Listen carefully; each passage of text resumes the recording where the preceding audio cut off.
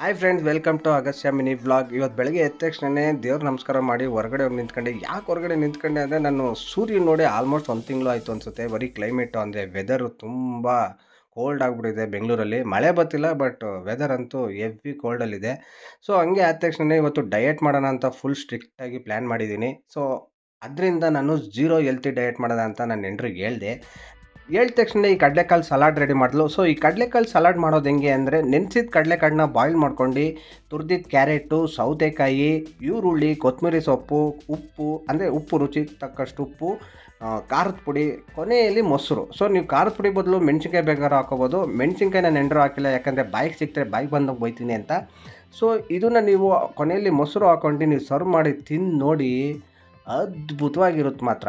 So zero cholesterol diet ಮಾಡ್ತಿರೋದು especially ಇದನ್ನು try ಮಾಡಿ ನೋಡಿ, ಮಸ್ತ್ ಇರುತ್ತೆ. ಸೊ ನೆಕ್ಸ್ಟ್ ಬ್ಲಾಗಲ್ಲಿ ಸಿಗೋಣ ಅಂತ ಹೇಳ್ತಾ ಬಾಯ್ ಬಾಯ್.